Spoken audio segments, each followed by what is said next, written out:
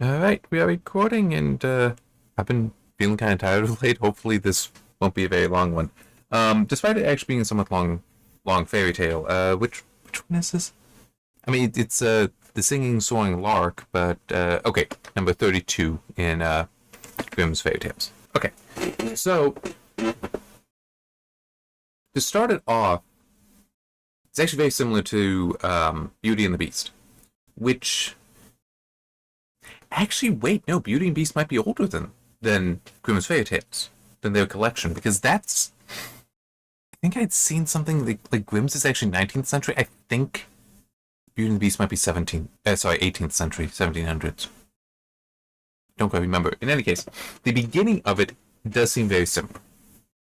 Not quite the same, but still very similar. In that man has three daughters. The eldest he's going to go off on a trip. The eldest asks for pearls and diamonds, so wealth. The youngest asks for a singing, soaring lark, hence the name. He goes out, returning. He has the pearls and diamonds. Doesn't have the bird though, and this is not quite similar to potentially some of the dynamics between the sisters would be like Beauty and the Beast, but it's mainly coming home, he sees the thing, sees the bird up in the tree, and tells the servant to go up and get it. The moment the servant starts, though, a lion appears, roars, and basically is, "That's my bird, you can't have it, and now I'm going to kill you." Okay? I mean, it's like they haven't actually gotten to it yet, and he does apologize, but it's like, I will pay you whatever you want so you don't kill me, and let me get home. And the lion instead says, "You know what? Here's the deal. First thing that meets you when you get home, give that to me." Just realized I was out of alignment. Give that to me. And not only are you free to go, you can have the bird too. And I find it curious. It said the bird to give to your daughter. The father hadn't said it. There's no indication the father had said anything about the daughter, about the bird being for the daughter. So, how did the lion know this? And he's even like, "But this is my youngest beloved daughter. She so often, runs up to meet me. She's probably the first one." And someone's like, "Nah, man. It could be your cat or your dog. It'll be fine." Obviously, it's not. It's fine. He gets home. It's her. She's happy. He's crying. He tells her what's up. And she's like, "Don't worry about it. I'll go to him, and I'll soften his heart. He'll let me go." Not quite, but because the father does believe she's going to go there and just be eaten. Not a great situation. Anyway, she goes and is not eaten. The story would end if that were the case. But it turns out, and actually was already said, that the lion is in fact a prince. This is definitely sounding like Beauty and the Beast, but while Beauty and the Beast builds up to the revelation of him being a prince and also very much the relationship between them, instead this is just at night he and the other lions there, who are all his people, at night they return to their human forms. During the day, though, they are lions. Yeah, let me move up also. There we go. So I'm a little bit better positioned in the camera, better framed here.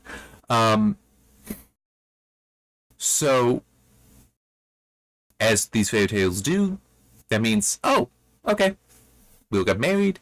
And they basically just live their lives at night and sleep during the day. Okay.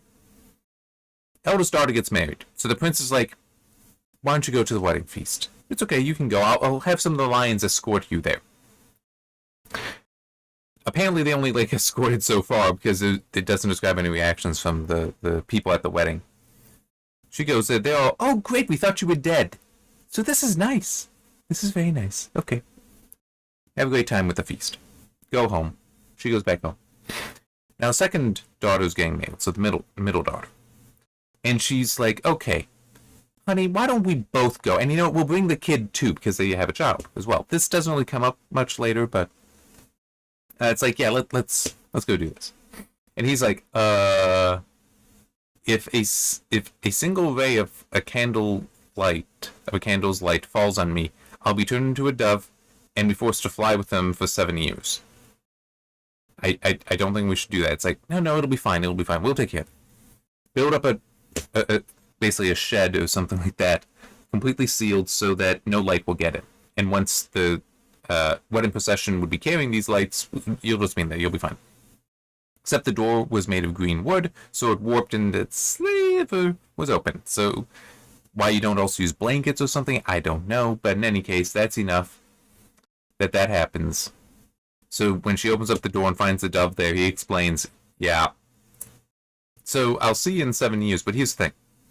Every 7th step, seems a little odd, because birds don't step necessarily, I will shed a drop of blood and a feather so you can follow me. So after these 7 years, you can break the spell and we'll be good. So she does that. By the way, the kid, we don't hear anything about at this point. He's left somewhere. But she follows restlessly for these 7 years, and then suddenly the trail stops and she doesn't know what happened. So she's like, all right, hey, Mr. Sun, he climbs up a tree, talks to the sun. You seen this dove? No. But here's a casket for you that when you're in great need, open it. It's like, okay. Comes back down, keeps looking. Night comes, goes up, asks the moon the same question. Moon's like, I don't know, haven't seen anything.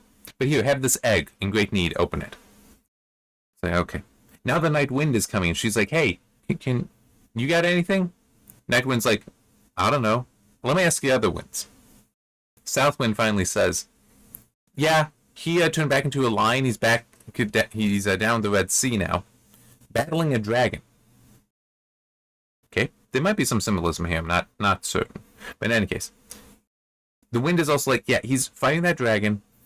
But that dragon is actually an enchanted princess. So here's what you gotta do. When you get down there, count the reeds at the edge of the Red Sea. The 11th one, take that, hit the dragon with it, and then that will allow the lion to defeat the dragon. And then you need to grab him, throw both of you onto this griffin. And by the way, here's a nut, because as you're flying over the sea to return home, you need to drop, midway through, you need to drop the nut so it'll sprout up this plant that the griffin can sleep on. Rest on, because otherwise it'll just cast into the sea because it's tired. Okay. Fairy Tale's got a long list of requirements. Anyhow, she does all this. But when it strikes the dragon, lion defeats the dragon, spell's broken, so now it's the prince and the princess. The princess grabs him, hops onto the griffin, and goes off. So it's like, shit. Well, now I gotta find them. So she goes after them, eventually gets to their castle, where there's going to be a celebration, or the celebration has already started because they're going to be married. It is interesting how in these fairy tales you have so much of the whole, like, yeah, I'm already married, even have a kid, still gonna end up marrying somebody else. Anyhow, so she's in great need, opens up the casket, finds a beautiful gown, puts that on, and it's so much that everyone turns and look, including this princess, who's like, I must have it. So it sounds like a woman. Bridezilla, let's be fair. It's like, that's the most beautiful dress I've ever seen. Of course, that is what I must wear for my wedding. I want it. How can I buy it? It's like, and what is the daughter saying? Let me sleep in the bridegroom's room. No. Please. No. Please. Hey, Paige, we got any sleep droughts? Yeah? Give the prince one. Okay. That's actually what she does. Is like, just drug the prince. And that works. So the prince is drugged, just sleeps through the night, and because the daughter's trying to, tell him stuff so he remembers, and will reject the princess to go back with his actual wife, but he's asleep. So that doesn't work. It's like, okay, she's all tired, all crying and all that. Takes the egg, opens that up, gets a hen and 12 golden chickens, and starts driving them around. And again, the princess sees and it's like, oh, that's beautiful, I must have this. It's like, same deal.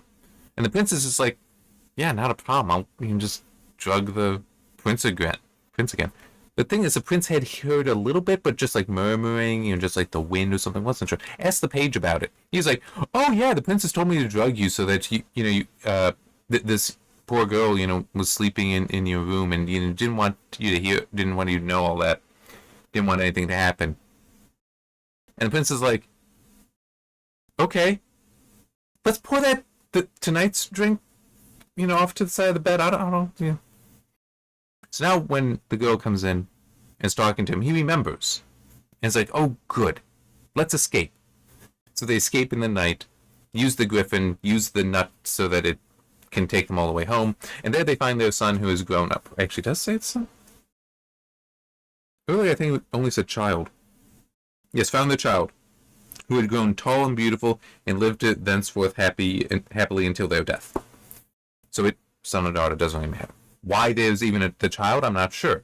Aside from, I guess, passage of time and just that they are married in that sense as well. I mean, the existence of the child seems totally irrelevant to the story. But then that was also the case in the previous one, wasn't? What was that?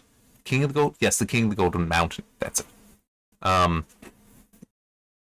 do not know what the moral of this is. Oh, I should also mention that the princess's father, so the king there, is also a sorcerer. So there was cause for concern and that there was danger and such about. But yeah, I got no idea if there was even a moral here, or if it is just a story.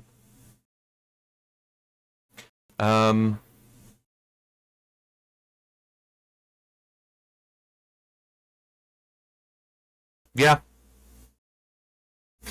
I mean, certainly it's not like Beauty and the Beast, because in that's not in this. Because that was written by a French author, and Grimm is primarily, like German, and maybe some Polish, but definitely German. So, and as I said, I think that the time periods may have been off.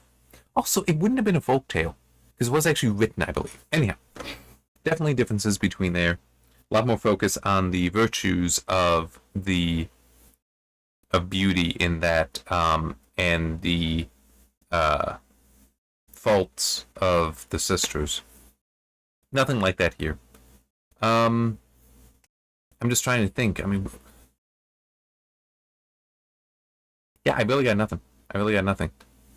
Because I mean, it's like, she did believe that she could soothe the beast, the lion, but it's like, to be fair, she technically didn't. It was just yeah, I'm actually Prince at Night. You're beautiful. Let's get married. And that's just the thing that happens in fairy tales. So it's, So then I guess you might be able to argue just her faithfulness to still follow after him for those 7 years and then all that. But I don't know. I don't know. It's kind of weird. So I really got for what it is kind of weird.